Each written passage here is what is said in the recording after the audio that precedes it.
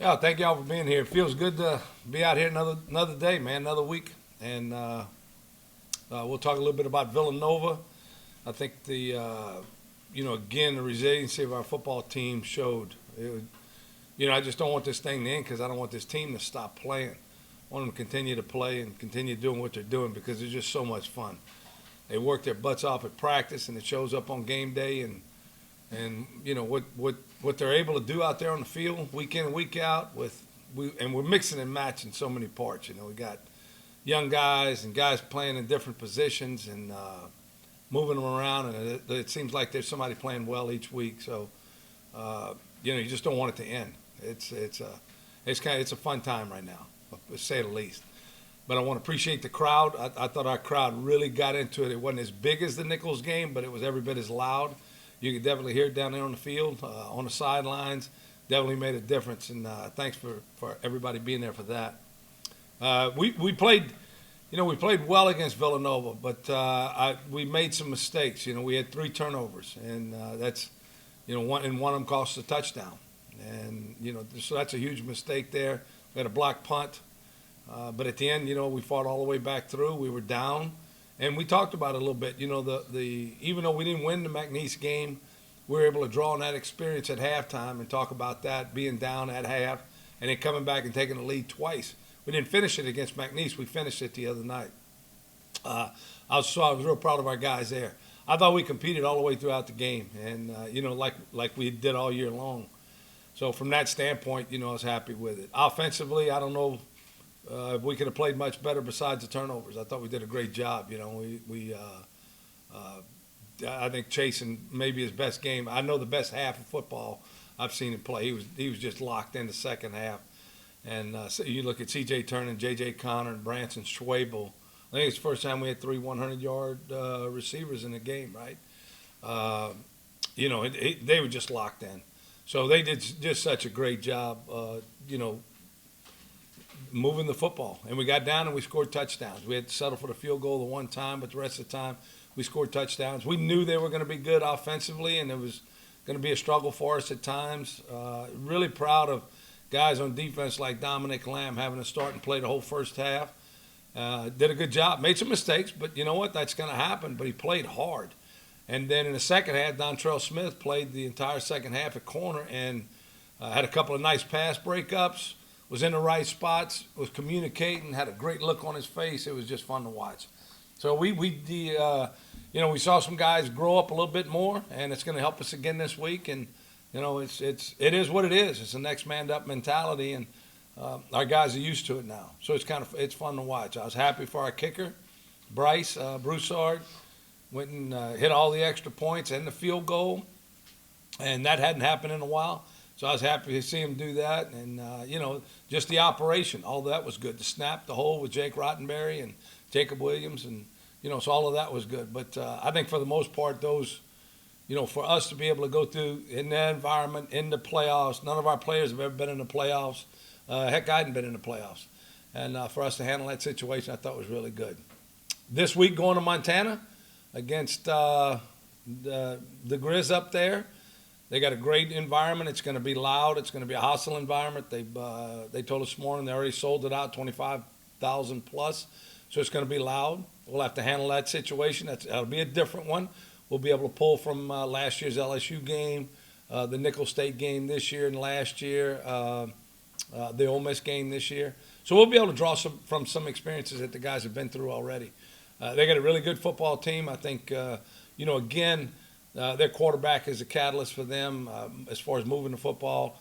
They're a big RPO team. Some of the things that they do, they're athletic up front as far as what they can do. They got 2 really good receivers, 16 and 18. I think it's 18, but I know it's 16. He's also their punt returner. He's dynamic. He's really good back there catching the ball. And when he gets it, he can go with it. Defensively, they got an All-American linebacker, 33 and 34, they're 2 backers. Those guys are just really good. I think that's the strength of their team. Up front, they're an odd front team, which is similar to what we had, so we'll have some carryover from Villanova. They're an odd front team, and so there'll be some things that, from that standpoint, we'll be able to draw from. But a lot of movement, more movement than what we saw this past week because they're athletic up front. Same thing in the secondary. It's a good football team. They really haven't played any close games this year. The games they've won, they've blown people out. The games they lost by a couple of scores. So I want to keep it close. Let's see what happens towards the end of that game. I know that our guys will feel comfortable in a close game because that's what we play a lot of. And we want to keep it close up there for them for a while, and let's see how they can react to that towards the end of a game. But we'll be prepared. We'll be ready to go. The weather, the conditions won't be an issue for us. We're prepared, and we'll know what we got to do, and we'll get all that taken care of, and our guys will be ready. So with that, I'll take any questions you guys got. You ever been up there? Never. That's one of the few states I never played in. I hadn't played there and the two Dakotas, Rhode Island, Maine, New Hampshire. They went through them the other day. There's like 9 states I hadn't played in. So Alaska was one of them. But yeah, so that's one of the few I hadn't played in. But I've never been to Montana. I never had a reason to go up there. I don't know. Never even been there. Kind of take us through, not necessarily itinerary. How do you get from Hammond to Missoula? By plane. We're gonna go on a plane. Yeah, I know that much. Well, but just it's going to be different for you guys traveling. That's what. No, it's the same. We did it in Abilene earlier this year, right? So everything that we do, we try to, you simulate everything to get to this point. So you want to do during the regular season, so when you get to the playoffs, it's not the first time you do it. We'll practice here Friday morning. We'll eat lunch, get on the buses. We'll head down to the airport, walk onto the plane. We'll take off, and we'll head up there to Missoula. We'll land. We'll go straight to the hotel, go to pregame meal, have the things that we do on Friday night, and then 10 o'clock curfew. Wake up and play the next day.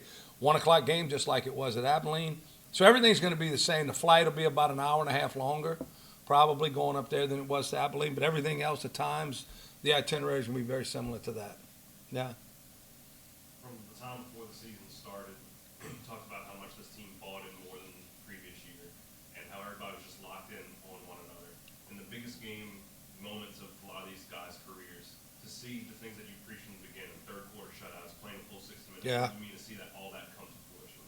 Yeah, it's good. You know you're on the right track when your team performs like that. That's why it was so clear that we weren't on the right track last year when we play well and then get blown out, or we play good for a quarter and then get crushed in the next quarter and make mistake after mistake after mistake. You know you're not on the right page. Now you know you're on the right page, going in the right direction because things are happening. We had 3 penalties the other night.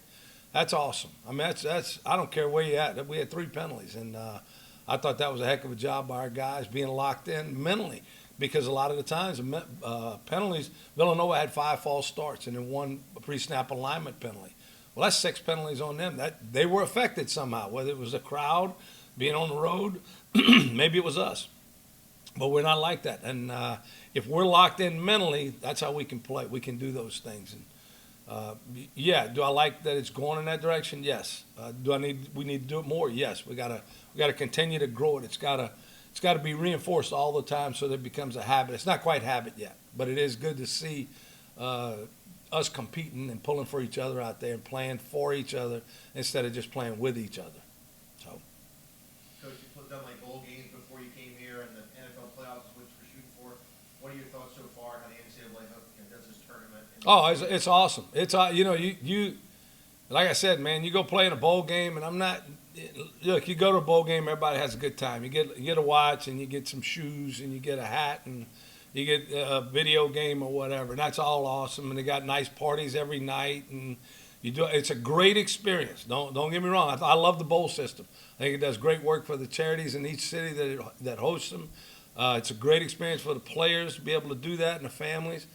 This is different, man. You got to practice every day because it's over with. There's no, they don't give us any gifts. We didn't get anything during last week, and we didn't get anything after the game except an opportunity to play again. You just know there's going to be one, and that's what I like about it. At the end of this whole process, one guy won. Everybody else is going to finish with a loss. One team is going to win, and the rest of whoever else is in is finishing with a loss. And there's nothing you can do about it. And so I love it. I love the intensity of it, the preparation, all those things. I think it's pretty cool, man, to watch it go. Because, even though we have injuries and we got bumps and bruises, all of those things, so does everybody else. And it's you can use it as an excuse, or you can say, you know what, this is what we're going to do and who we got left, and go from there. Heard Kimler kind of tell stories about playing in elevation. You guys are going to have to deal with that Saturday. Yeah, no, not at this elevation. This is, I played at BYU a few years back, and we kind of felt it a little bit, but it really didn't affect us. This is about 1,500 feet below that. And so the elevation, I've talked to enough people in the last day or two. The elevation is not going to affect us at all. We're not staying up there for 2 weeks getting ready for the Olympics or anything. We're going to go in there. We're going to be in there 24 hours. We're going to play a game. We're going to get back on a plane and come on home. So nobody that I've talked to said that the elevation should be an issue at all, You look at them and see three guys in triple digits tackling.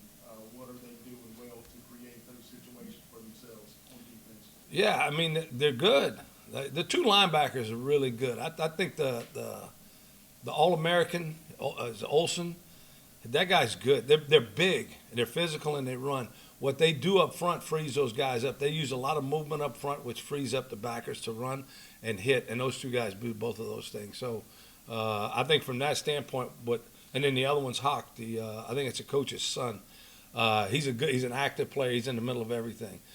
Those guys, that's a catalyst for them on defense. They do a good job defensively, but those three guys are the ones that are free hitters, and they do a good job doing it. Really good tacklers. So how does that affect you guys? What's that mean for y'all? Well, we got to know where they're at all times, which we think we will, but we got to be able to climb to the second level, Rob, and cut them off sometimes. There's going to be some times that our inside guys, Drew and Jarius and Alfred, we got to make contact on level one, and then we got to get up to level two to cut those guys off. If we can do that, there'll be some creases. But if we don't, we're going to struggle running the football against them. Yeah? How did Montana State run for 406 on them? They just really... That's their personality. Their football team is a running football team, and they're a downhill physical football team. So if you look at their numbers, their Montana State probably attempts was about half of what Montana is. So they're not going to throw the football unless they have to. They want to run the ball, and they're a physical downhill running football team. They got a different personality than we got from that standpoint. We'd like to be more physical, but throwing the ball for us is natural. So you won't see us doing that. We won't line up in some of the formations and have some of the plays and schemes that they have. We watch the game, but we feel like we have to play a physical brand of football. That's what we want to do anyway. But we just got to continue. I didn't think we played as physical as we had been this past week up front on the offensive line.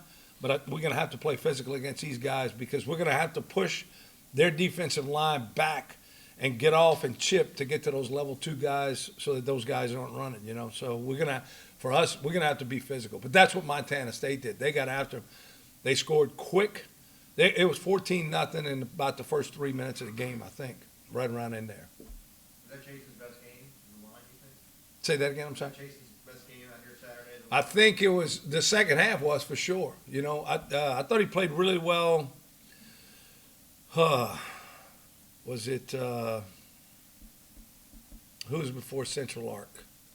Houston Baptist, right around in there. Yeah, they played well then. He's had some good games this year. He's taking care of the football and stuff like that. But his accuracy, the look in his eye, the way he approached it, everything else. Second half, his first half wasn't bad. I'm not saying that, but his second half, dude was locked in. Man, he was good.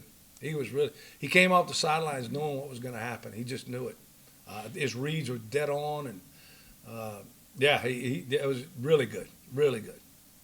You mentioned drawing off the experiences from LSU and Ole Miss. Is that a situation where you might make some tweaks to how you're executing play calling or pumping up the speakers a little bit this week in practice, or what changes are you trying to Yeah, you always carry contingency plans in, Blake. So we always have a silent count, we got a verbal count, we got all those things, and you practice all that during the course of the week. We've been practicing in camp and doing a lot. So it's not going to be anything new. So we run into it where it becomes a problem, we'll go to that. You might see one or two false starts early. That could happen because of the crowd noise. I don't know. But if we're locked in, last year at LSU we had multiple false starts early, and then we slowed down. Everybody took a deep breath, and that could possibly happen again. But we'll prepare for it. I don't expect it to happen, but if it does, you kind of know that it might be coming. Looking at Montana offense, What is it when people go to see you or they're watching the game? Yeah, What are you expecting them? the RPO game, throwing the ball, they'll take shots. They're really efficient, so they'll chip, boom, there it goes, man, down the field. So you'll see them RPO, flat route, RPO, hitch, RPO, curl, RPO, out, run, and then bam, here comes a shot. So they not that they get impatient, but they love to take the shots. So they kind of lull you to sleep and then go boom over the top. We got to make sure our guys know that. You know, they got to be well aware of that from every snap. They could be taking. They don't take a lot of back-to-back shots, but they'll take some shots and on a regular basis. They do that. They're a big play team.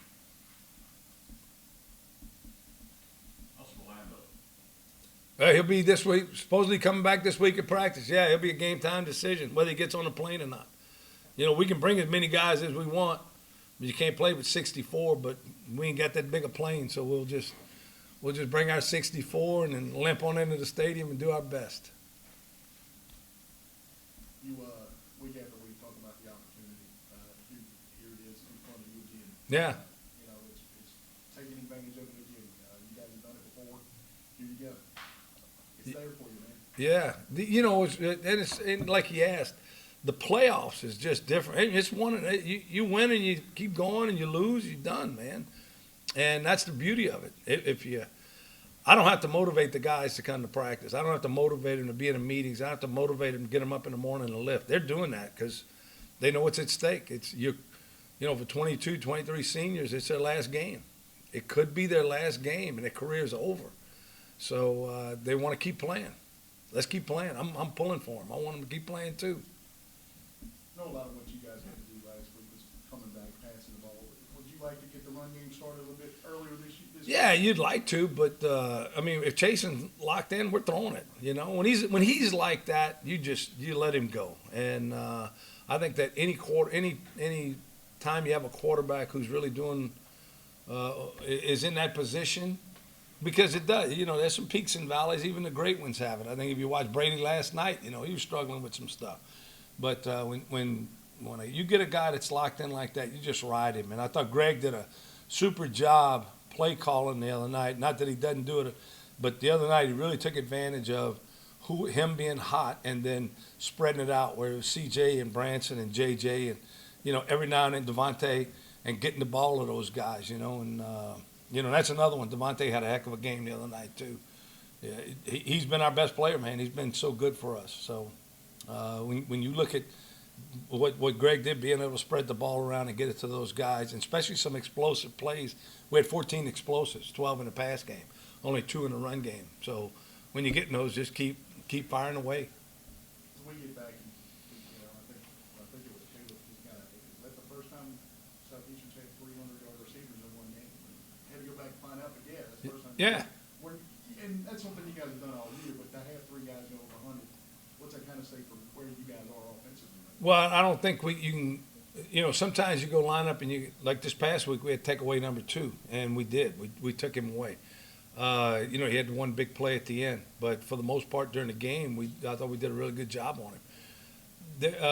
You can't do that against us because we got some guys who can go make some plays. I didn't even mention Austin. You know, Austin's been making big plays for us all year. But you can't just take away Devontae or CJ or Branson and shut down the pass game because we got a lot of guys we can go to. And, we practice that way. Those guys practice that way. They practice hard. Those are the hardest working guys on our team, and you would get the best results.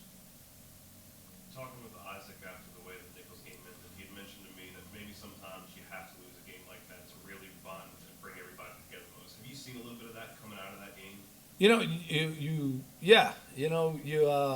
We went through 4 games, and we played really well and beat some good teams, and we won. I mean, we really won it. We didn't eke them out. We won them. And maybe they got to be a little too comfortable. I don't know. But Nichols is a good football team, so they didn't. The reason we lost wasn't because we got comfortable. They just beat us by a point that night. They outscored us. But I think the hurt that we felt after that game, refocused them maybe a little bit.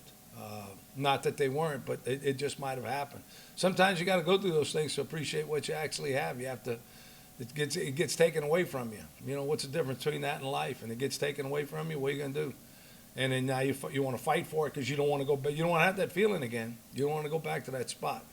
And we were 1 point short, a week and a half ago, and we had 1 point extra this past time. So I sure like this past one better than I did that other one. What's Montana's quarterback kind of bringing to the table? You talked about him kind of making it go. What's he doing? Yeah, he directs the offense, running everything. He's really efficient. He throws the football well. He's athletic, can run. He's got a good arm. But they do a lot of stuff, and he does it really well. He's really efficient doing it. So he's I wouldn't say he's not a prototypical drop back passer. He's not a scramble guy. He keeps his eyes down the field. He does that, but he's really efficient running. They've got a good offensive scheme, and he's real efficient running it. I think that's a big thing with him. Everybody good? Thanks, guys. Appreciate it. Thank you. Get us another splitter burger.